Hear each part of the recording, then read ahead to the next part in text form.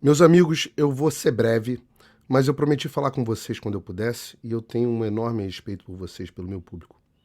Muita gente ficou confusa quando eu escrevi hoje de manhã esse tweet aqui, ó. Eu disse assim: eu nunca vivi um momento tão sombrio no Brasil e em toda a minha vida. Estamos muito perto de perecer. Falarei mais quando puder. E agora eu estou falando, e eu vou explicar para vocês tudo em detalhes. Antes, deixa eu dizer algo importante aqui. Eu não falo em nome da Jovem Pan. O que eu estou dizendo aqui é por mim, Paulo, exercendo os meus direitos. Pois bem, a essa altura vocês também já podem ter visto uma notícia que eu vou ler aqui para vocês do UOL, para variar. Com medo do TSE, Jovem Pan orienta comentaristas a parar de xingar Lula. É da coluna do Fifito. Tá aqui, ó. Depois da decisão do Tribunal Superior Eleitoral, TSE, de suspender propagandas ofensivas a Lula e Bolsonaro, a Jovem Pan acendeu um sinal amarelo para alguns de seus comentaristas. A ordem é maneirar no vocabulário dos programas da casa. A partir de agora está proibido usar adjetivos ofensivos contra Lula, candidato mais atacado pela linha editorial da emissora. Mentira, Lula não tem uma linha, a Jovem Pan não tem uma linha editorial contra ou a favor de nenhum candidato, e eu vou falar mais algumas mentiras a respeito, mas vamos continuar lendo aqui. Em mensagem encaminhada para a redação, a chefia veta veementemente o uso das palavras como corrupto ou ladrão. Leia o comunicado na íntegra abaixo. Caros, com base em decisão do TSE proferida nesta segunda-feira, estamos orientados pelo jurídico a não utilizar as seguintes expressões nos programas da casa: ex-presidiário, descondenado, ladrão, corrupto, chefe de organização criminosa. Além disso, não devemos fazer qualquer associação entre o candidato Lula e o crime organizado. E mais, as críticas aos ministros e ao judiciário não são recomendadas pelo nosso jurídico neste momento. O descumprimento dessas determinações pode levar não só a direito de resposta, como também a multa de R$ 25 mil e a remoção dos conteúdos de nossas plataformas. A direção de jornalismo reforça que aqueles que não se sentirem confortáveis com essa determinação, com base em decisão da Justiça, devem nos informar para que possam ser substituídos dos seus programas. Ele acrescentou depois isso aqui: por meio da sua assessoria, a Jovem Pan afirma que se trata de uma orientação editorial que reforça a importância do cumprimento de uma decisão judicial que impõe restrições ao trabalho jornalístico. Não existe medo, como escreve o colunista, existe respeito à justiça. E a própria nota da Jovem Pan já esclarece algumas coisas, mas eu quero esclarecer os fatos para você. A notícia tem um componente verdadeiro. Qual é a parte verdadeira?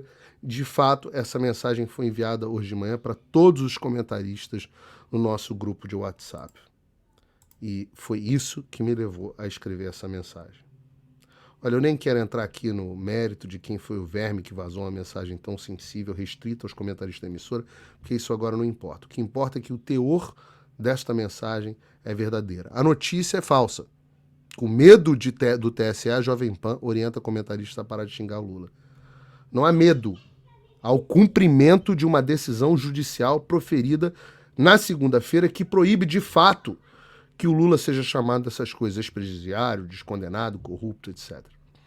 O TSE determinou nessa decisão por 4-3, com voto de Minerva do presidente da corte, adivinhe, né, o Alexandre de Moraes, que todas as menções nesse sentido deveriam ser removidas, com direito de resposta ao Lula e multa de R$ 25 mil caso aconteça novamente. Ou seja, se algum comentarista da PAN fizer esse tipo de coisa, o conteúdo vai ser removido, a emissora vai pagar R$ 25 mil e o ofendido, o Lula, no caso, terá direito de resposta. Veja, alguns adjetivos, como corrupto, são subjetivos. Sempre foram aceitos dentro do livre exercício do jornalismo, tem ampla jurisprudência no país nesse sentido. Outros, como descondenado e ex-presidiário, são fatos biográficos incontestes da vida do Lula.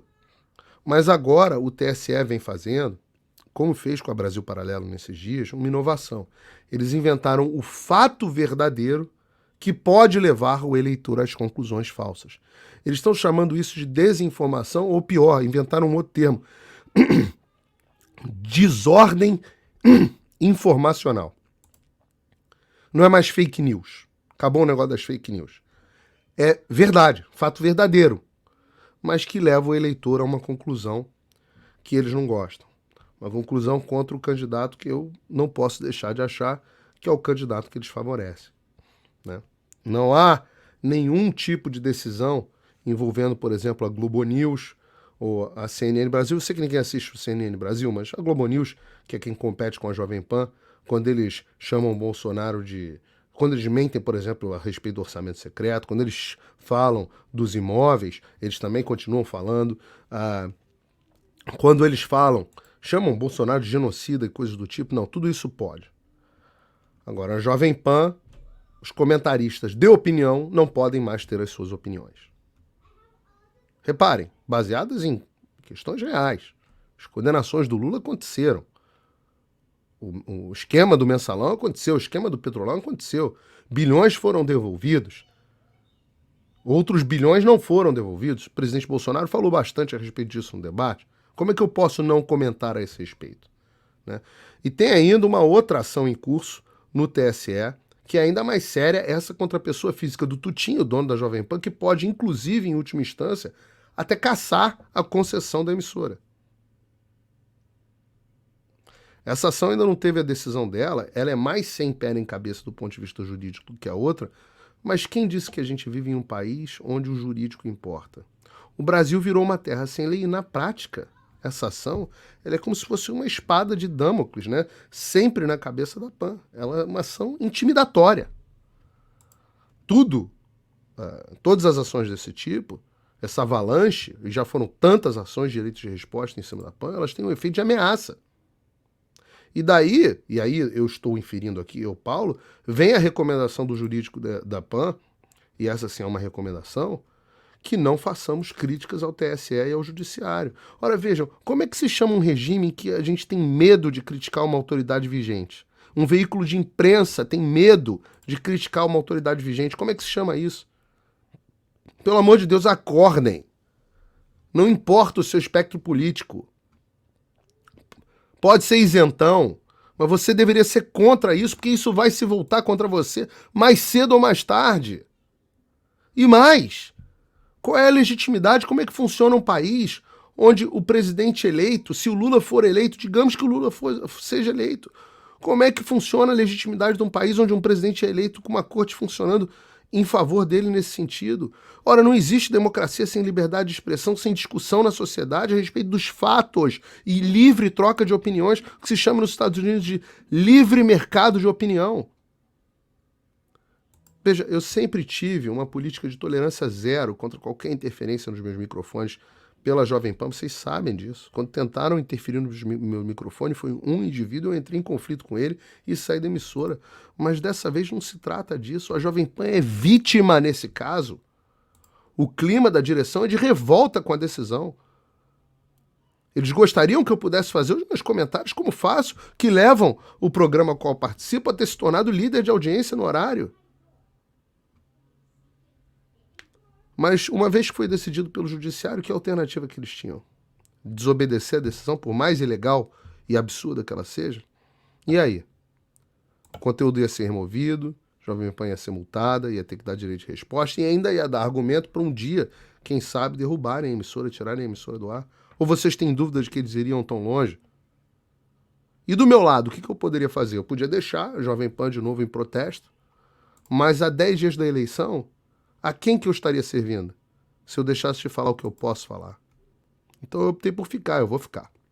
E eu vou falar o que eu puder falar. Mas saibam, a partir de hoje, os meus comentários na PAN não são mais livres. Graças aos ditadores do Brasil.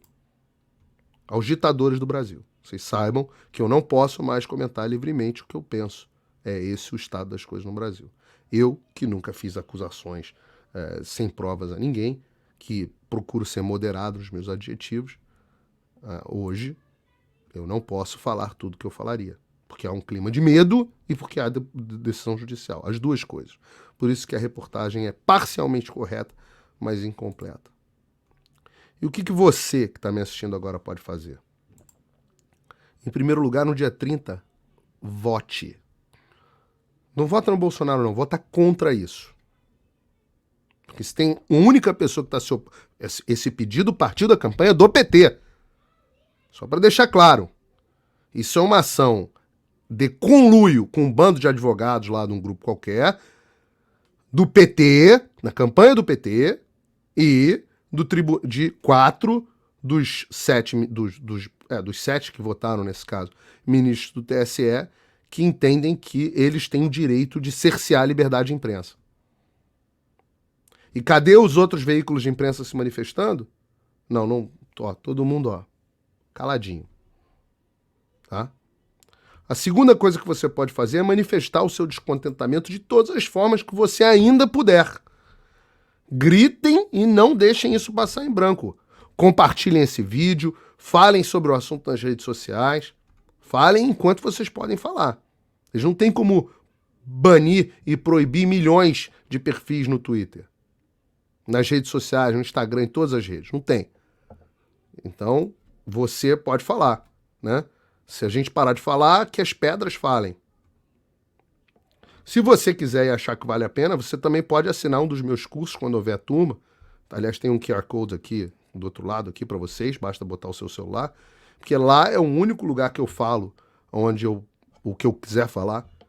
Eu falo livremente, falo de coisas que eu não posso mais falar aqui. Então, é uma ótima oportunidade, inclusive, de você apoiar o meu trabalho. Agora, lembrem-se disso.